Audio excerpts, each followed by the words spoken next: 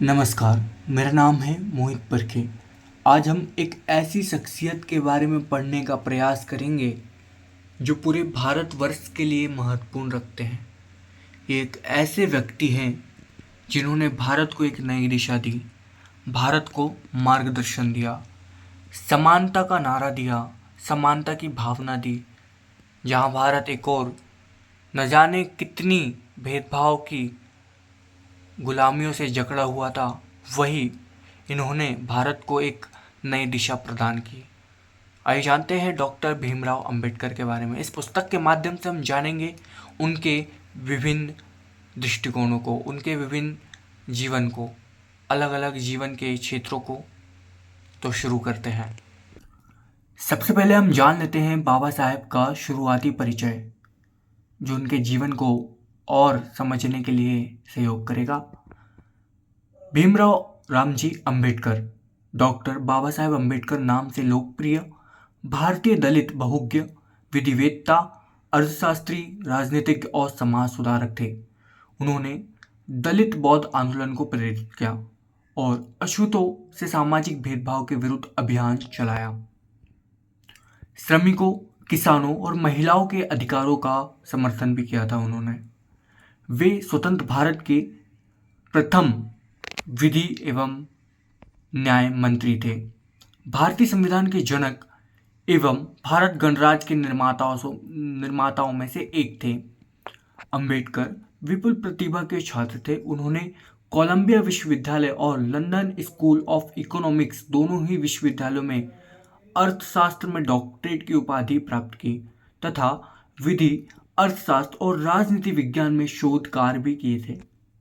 व्यावसायिक जीवन के आरंभिक भाग में ये अर्थशास्त्र के प्रोफेसर रहे एवं वकालत भी की तथा बाद का जीवन राजनीतिक गतिविधियों में अधिक बीता। इसके बाद अंबेडकर भारत की स्वतंत्रता के लिए प्रचार और चर्चाओं में शामिल हो गए और पत्रिकाओं को प्रकाशित करने, राजनीतिक अधिकारों की वकालत करने और दलितों के लिए सामाजिक स्वतंत्रता की वकालत की और भारत के निर्माण में उनका महत्वपूर्ण योगदान रहा। हिंदू पंथ में व्याप्त कुरीतियों और छुआछूत की प्रथा से तंग आकर सन 1956 में उन्होंने बौद्ध धर्म अपना लिया था। सन 1990 में उन्हें भारत रत्न, भारत के सर्वोच्च नागरिक सम्मान से मरणोपरांत सम्मानित किया गया, यानी उनके निधन के बाद। 14 अप्रैल को उनका जन्म दिवस अंबेडकर जयंती के तौर पर भारत समेत पूरी दुनिया में मनाया जाता है। डॉक्टर अंबेडकर की विरासत में लोकप्रिय संस्कृति में कई स्मारक और चित्रण शामिल हैं। भारतीय संविधान के शिल्पकार, आधुनिक भारतीय चिंतक, समाज सुधारक एवं भारत रत्न से सम्मानित बाबा साहेब भीमराव अंबेडकर का निधन 6 दिसंबर 1956 को हुआ। डॉक्टर भीमराव अंबेडकर द्वारा दिए गए सामाजिक योगदान और उनकी उपलब्धियों को याद करने के लिए हर साल 6 दिसंबर को महापरिनिर्वाण दिवस मनाया जाता है। आइए अब जानते हैं बाबा साहेब के प्रारंभिक जीवन के बारे में। डॉक्टर अंबेडकर का जन्म 14 अप्रैल 1891 को ब्रिटिश भारत के मध्य भारत प्रांत, जो अब मध्य प्रदेश कहलाता है, वहां महूनगर की सैन्य छावनी में हुआ था। वे रामजी मालोजी सकपाल और भीमाबाई की 14वीं और आखिरी संतान थे। उनका परिवार कबीर पंथ को मानने वाला मराठी मूल का था और वो वर्तमान महाराष्ट्र के रत्नगिरी जिले में आंबवडे गांव के निवासी थे। वे हिंदू महार जाति से संबंधित रखते थे और जो अछूत कही जाती थी उस समय। इस कारण उन्हें सामाजिक और आर्थिक रूप से गहरा भेदभाव का सामना करना पड़ता था। भीमराव अंबेडकर के पूर्वज लंबे समय से ब्रिटिश ईस्ट इंडिया कंपनी की सेना में कार्यरत रहे थे और उनके पिताजी रामजी सकपाल भारतीय सेना की मऊ छावनी में सेवारत थे, मतलब वहां पर काम करते थे तथा यहाँ काम करते हुए वे सूबेदार के पद पर पहुंच चुके थे। उन्होंने मराठी और अंग्रेजी में औपचारिक शिक्षा प्राप्त की। अपनी जाति के कारण बालक भीम को सामाजिक प्रतिरोध का सामना करना पड़ता था, यानी सामाजिक भेदभाव का। उनका बहिष्कार करते थे लोग, ये सब। उन्हें विद्यालय पढ़ाई में सक्षम होने के बावजूद भीमराव को छुआछूत के कारण अनेक प्रकार की कठिनाइयों का सामना करना पड़ता था। 7 नवंबर 1900 को रामजी सकपाल ने सतारा की गवर्नमेंट हाई स्कूल में अपने बेटे भीमराव का नाम भीवा रामजी आम्बडवेकर दर्ज करवाया। उनके बचपन का नाम भीवा था। अंबेडकर का मूल उपनाम सकपाल की बजाय आम्बडवेकर लिखवाया गया था, जो कि उनके आमडवे गांव से संबंधित था, क्योंकि कोंकण प्रांत के लोग अपना उपनाम गांव के नाम से रखते थे। अतः अंबेडकर के आमडवे गांव से आमडवेकर उपनाम स्कूल में दर्ज करवाया गया था। बाद में एक देवरुखे ब्राह्मण शिक्षक कृष्ण केशव अंबेडकर, जो उनसे विशेष स्नेह रखते थे, उन्होंने उनके नाम से आमडवेकर हटा अपना सरल सरनेम अंबेडकर जोड़ दिया। तब से आज तक वे अंबेडकर नाम से जाने जाते हैं। उनकी पत्नी के बारे में जाने तो रामजी सकपाल परिवार के साथ बम्बई चले आए। अप्रैल 1906 में जब भीमराव अंबेडकर लगभग 15 वर्ष के थे तो उनकी 9 साल की लड़की रमाबाई से उनकी शादी कराई गई। तब वे कक्षा 5वीं में पढ़ रहे थे। उन दिनों भारत में बाल विवाह का प्रचलन था। आगे हम जानेंगे शिक्षा के बारे में।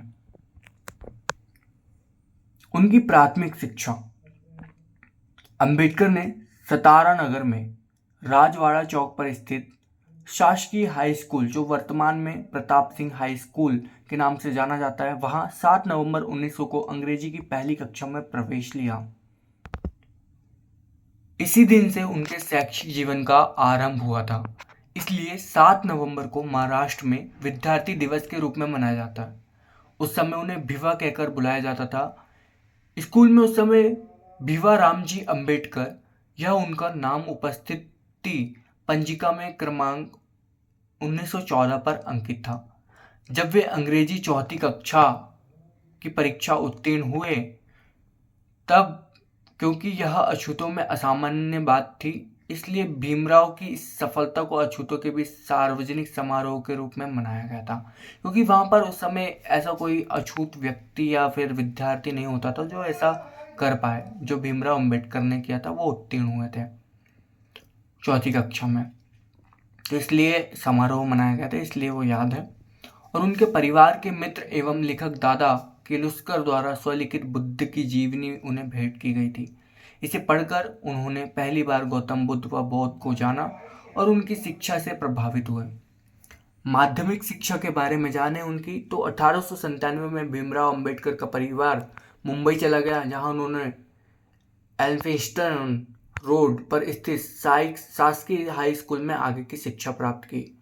बॉम्बे विश्वविद्यालय में स्नातक अध्ययन एक छात्र के रूप में अंबेडकर 1907 में उन्होंने अपनी मैट्रिक परीक्षा उत्तीर्ण की और अगले वर्ष उन्होंने एल्फिंस्टन कॉलेज में प्रवेश लिया, जो कि बॉम्बे विश्वविद्यालय से सम्मत था। इस स्तर पर शिक्षा प्राप्त करने वाले वो अपने समुदाय के पहले व्यक्ति थे। 1912 तक उन्होंने बॉम्बे विश्वविद्यालय से अर्थशास्त्र और राजनीतिक जीवन में कला यानी BA की डिग्री प्राप्त की और बड़ौदा राज्य सरकार के साथ काम करने लगे। उनकी पत्नी ने अभी अपने नए परिवार को स्थानांतरित कर दिया था और काम शुरू किया जब उन्हें अपने बीमार पिता को देखने के लिए मुंबई वापस लौटना पड़ा, जिनका 2 फरवरी 1913 को निधन हो गया था। अब देखते हैं आगे की पढ़ाई उन्होंने कैसे की। तो कोलंबिया विश्वविद्यालय में छात्र के रूप में अंबेडकर 1915 से 1917 तक। 1913 में अंबेडकर 22 वर्ष की आयु में संयुक्त राज्य अमेरिका चले गए थे, जहां उन्हें सयाजीराव गायकवाड़ तृतीय यानी कि बड़ौदा के गायकवाड़ द्वारा स्थापित एक योजना के अंतर्गत न्यूयॉर्क नगर स्थित कोलंबिया विश्वविद्यालय में स्नातकोत्तर शिक्षा के अवसर प्रदान करने के लिए 3 वर्ष के लिए $11.50 प्रति माह बड़ौदा राज्य की छात्रवृत्ति प्रदान की गई थी, यानी उन्हें स्कॉलरशिप दी गई थी। वहां पहुंचने के तुरंत बाद वे लिविंगस्टन हॉल में पारसी मित्र नवल भातेना के साथ बस गए। जून 1915 में उन्होंने अपनी कला स्नातकोत्तर MA की परीक्षा पास की थी, जिसमें अर्थशास्त्र प्रमुख विषय था उनका और समाजशास्त्र, इतिहास, दर्शन शास्त्र और मानव विज्ञान या अन्य विषय थे। उन्होंने स्नातकोत्तर के लिए प्राचीन भारतीय वाणिज्य यानी कि एंशियंट इंडियन कॉमर्स विषय पर शोध कार्य प्रस्तुत किया। अंबेडकर जॉन डेवी और लोकतंत्र पर उनके काम से प्रभावित थे। 1916 में उन्हें अपना दूसरा शोध कार्य भारत का राष्ट्रीय लाभांश, एक ऐतिहासिक और विश्लेषणात्मक अध्ययन यानी कि national dividend of India and a historical and analytical study के लिए दूसरी कला स्नातकोत्तर प्रदान की गई और अंततः उन्होंने लंदन की राह ली। 1916 में अपने तीसरे शोध कार्य ब्रिटिश भारत में प्रांतीय वित्त का विकास यानी कि evolution of provincial finance in British India के लिए उन्हें अर्थशास्त्र की पीएचडी प्राप्त की। अपने शोध कार्य को प्रकाशित करने के बाद 1927 में अधिकृत रूप से पीएचडी प्रदान की गई। 9 मई को उन्होंने मानव विज्ञानी अलेक्जेंडर गोल्डवेइजर द्वारा आयोजित एक सेमिनार में भारत में जातियारू उनकी प्रणाली, उत्पत्ति और विकास नामक एक शोध पत्र प्रस्तुत किया, जो उनका पहला प्रकाशित पत्र था।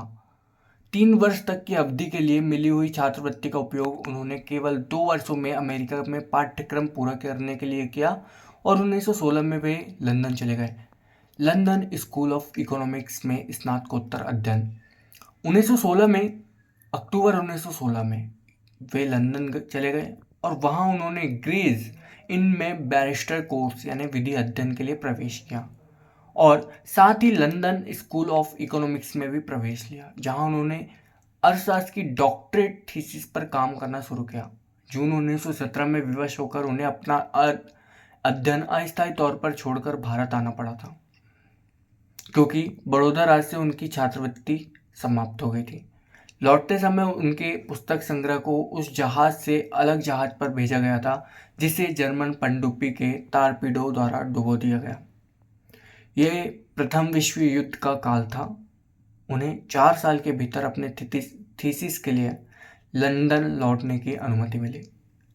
बड़ौदा राज्य के सेना के सचिव के रूप में काम करते हुए अपने जीवन के अचानक फिर से आए भेदभाव से डॉक्टर भीमराव अंबेडकर निराश हो गए और अपनी नौकरी छोड़ एक निजी ट्यूटर और लेखाकार के रूप में काम करने लगे।